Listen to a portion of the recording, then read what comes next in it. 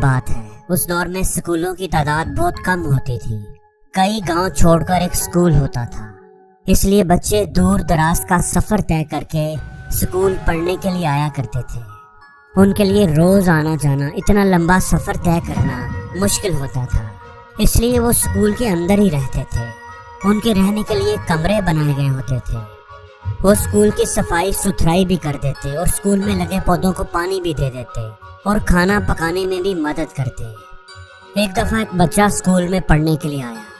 وہ بچہ بڑا اچھے مزاج والا تھا۔ جلدی وہ اسکول کے باقی بچوں میں گھل مل گیا۔ وہ باقی کاموں میں تو بڑا اچھا تھا، لیکن پڑھائی میں اس کا دماغ اتنا تیز نہیں چلتا تھا۔ ماسٹر صاحب کا دیا ہوا سبق اس کے لیے یاد کرنا مشکل ہوتا تھا۔ اسی وجہ سے بعض دفعہ باقی اسٹوڈنٹس اس کا مذاق بھی اڑاتے، اسے باتیں کرتے۔ ایک سال ایسے ہی گزر گیا۔ سارے اسٹوڈنٹس اس کے کلاس فیلوز اگلی کلاس میں پروموٹ ہو رہے تھے، لیکن وہ بچہ پروموٹ نہ ہو سکا۔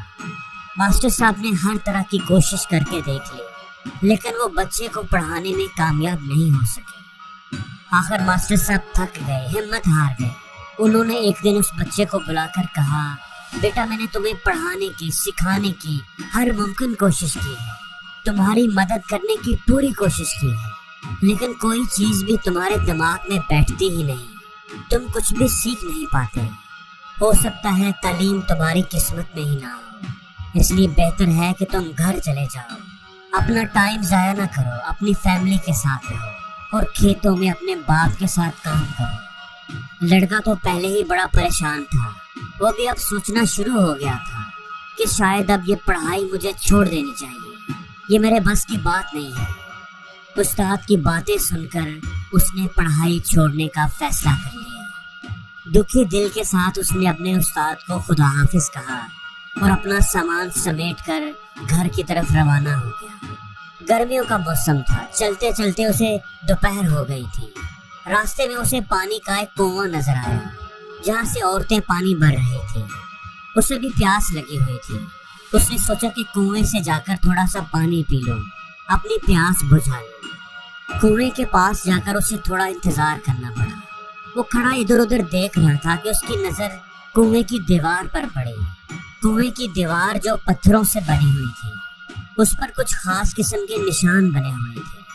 لڑکے نے وہاں سے پانی بھرتی ہوئی عورتوں سے پوچھا کہ یہ نشان آپ لوگوں نے کیسے بنائے ہیں؟ ایک عورت نے جواب دیا کہ یہ نشان ہم نے خود نہیں بنائے، بلکہ یہ نشان تو اس رسی کی رگڑ کی وجہ سے بنے ہیں۔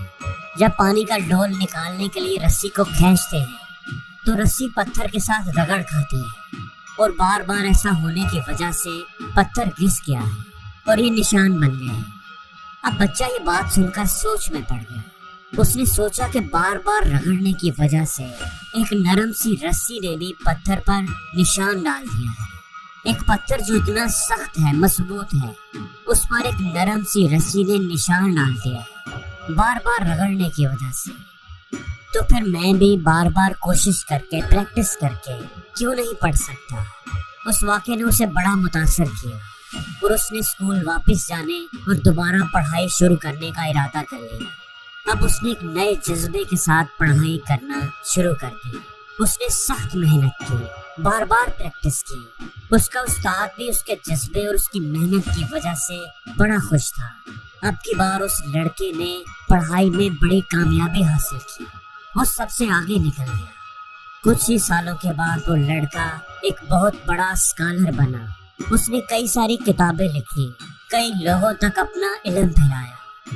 دوستو، ہماری زندگی میں کامیاب ہونے کے لیے مستقل مزاجی سے سخت محنت کرنا بہت ضروری ہے۔ پریکٹس کرنا، ایک چیز کو بار بار کرنا بہت اہم ہے، چاہے پھر وہ سپورٹس کی بات ہو یا پڑھائی کی۔ پریکٹس اور سخت محنت یہ بہت ہی اہم ہے۔ پریکٹس کے بغیر کوئی کامیابی حاصل نہیں کی جا سکتی۔ پریکٹس کے ساتھ پختہ ارادہ اور خود پر اعتماد بھی ضروری ہے۔ آپ کو اپنی کامیابی کا یقین ہونا چاہیے، آپ کو خود پر اعتماد ہونا چاہیے کہ میں ضرور کامیابی حاصل کروں گا۔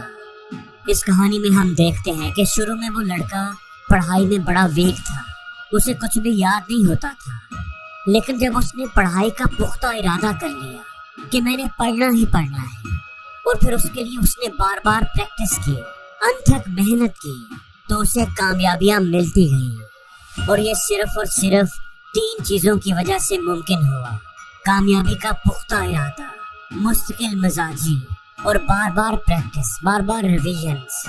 اس لیے میں اس کہانی کے ذریعے ان تمام اسٹوڈنٹس کو جو اپنی زندگی میں کچھ کرنا چاہتے ہیں انہیں پیغام دینا چاہتا ہوں کہ اپنی زندگی میں یہ 3 چیزیں ضرور لے کر آئیں: کامیابی کا پختہ ارادہ، مستقل مزاجی، اور بار بار پریکٹس۔